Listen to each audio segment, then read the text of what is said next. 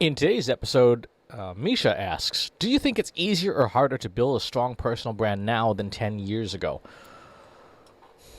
It's different. It's different now than it was 10 years ago. 10 years ago, social media was still relatively new. We're talking 2010. Facebook I don't remember if Facebook was even open to the general public yet. Twitter was still a thing. YouTube was a thing. But certainly Instagram had just opened up because they just celebrated their 10-year anniversary. So it was easier to be seen as an early adopter of what would eventually become some of the major platforms. Whereas today, social media, at least on mainstream networks, does require you to spend some money, right? To require some ad spend. But today, there are tons of niche social networks that provide the same opportunity, right? You can become well-known within a single Discord or Slack server. You can be on any number of new apps. There's certainly no shortage of rising TikTok stars, right, that have amassed huge audiences. You can still get a lot of attention for having a really good YouTube channel. It takes time. And things like SEO, it's more competitive because there's just more people online, but the way the algorithms have changed really does reflect and value domain expertise now more than it did 10 years ago. 10 years ago, it was mostly a game of SEO tricks, whereas today those tricks work much less well than they used to. So, from a tactical perspective, it's about the same. It's about the same to build a strong personal brand. Measurement of a personal brand is much easier today, much easier than it was 10 years ago. 10 years ago, we didn't even have multi-channel attribution models, right, that were generally available. Today, that's something that any person can have inside their Google Analytics. Your social media analytics are easier. Your brand analytics are much easier. The thing that's remained the same, and the question that everybody who wants to build a personal brand has to answer it is completely the same as, what value do you offer the world? What value do you offer that other people need? If you are just another talking head talking in the space, talking to the air, ruminating without any point or any focus, and most of all, any value, then yeah, it's going to be almost impossible to build a personal brand because nobody needs that.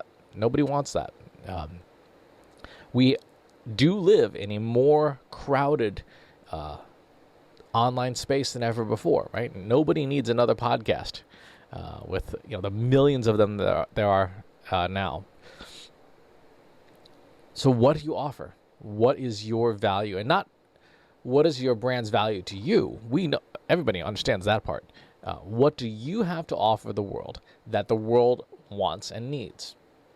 And that's the question that was true and tough 10 years ago. It's the question that's tough and true today.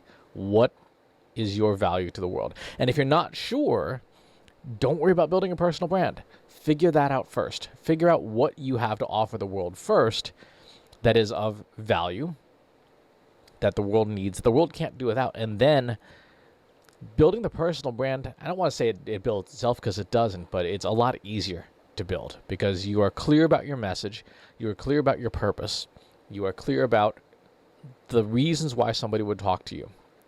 In terms of measuring your personal brand, there was a fantastic essay from 2009, 2008, by Kevin Kelly at Wired, I think it was at the time, who described what it takes to be successful in the new economy. And that is, you need 1,000 true fans. Now, these are 1,000 true fans. These are the people who show up when you say you're going to do something. You're going to go live. You're going to be doing an Instagram channel takeover. You're going to be doing this or that. And if 1,000 people keep showing up for you, you have the ability to make a substantial living, right? Because you get 1,000 people to give you $100 a year. That's $100,000, right? That's living money, especially in other parts of the world where costs of living are lower compared to, say, the most expensive nations to live in. If you're making $100,000 a year and you're living in, Belize or Croatia or parts of Malaysia, you're living like a king. right? You're doing super well. If you're living in Silicon Valley, not so much. You're in a cardboard box in somebody's backyard. So the question for your personal brand is, how many true fans do you have? And again, this is something that you can tell really easily by appointment setting, right? You say that you're going to go live, Fridays at noon, right? How many people show up? How many people keep showing up? How many returning users do you have to your website, right? How many people consistently engage with a post you put up on Facebook or Twitter or wherever? If it's not 1,000, the 1,000 is what to aim for, to provide so much value that 1,000 people reliably show up all the time. May not be the same 1,000, but 1,000 people show up reliably all the time. And that's when you know you've succeeded in building a strong personal brand.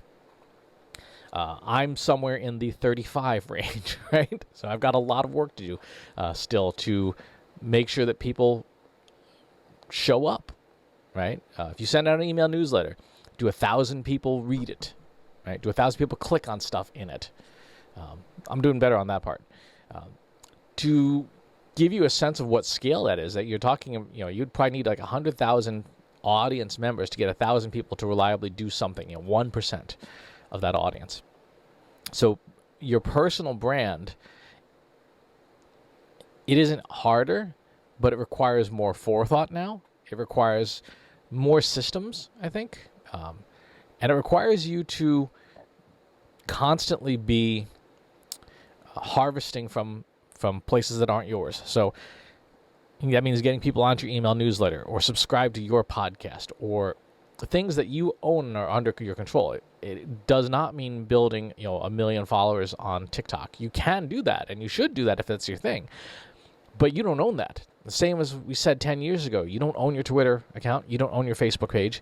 Other companies own those, and you have no control over visibility and things on there, which a lot of people found out the hard way when they spent years and big buckets of money on Facebook trying to build their Facebook pages, and then Facebook in 2015 just turned the knobs and said, okay, now you got to pay to be seen, no matter how large your following is. So 1,000 true fans in systems you control. But yeah, it all still comes down to what value do you offer that the world needs, that people will seek you out for. And it's an ongoing thing. It's a living thing. Your brand 10 years ago should not be the same brand as today, because the world 10 years ago isn't the same world as today. Heck, the world 10 months ago is not the same world as we live in today. There was no pandemic. So you choose what you want to be known for and work on building to that audience base of 1,000 true fans. That's how you build a strong personal brand. It's a good question. We could spend a lot of time on this, but start there. If you have follow-up questions, leave them in the comments box below. Subscribe to the YouTube channel and the newsletter. I'll talk to you soon. Take care. Want help solving your company's data analytics and digital marketing problems? Visit trustinsights.ai today and let us know how we can help you.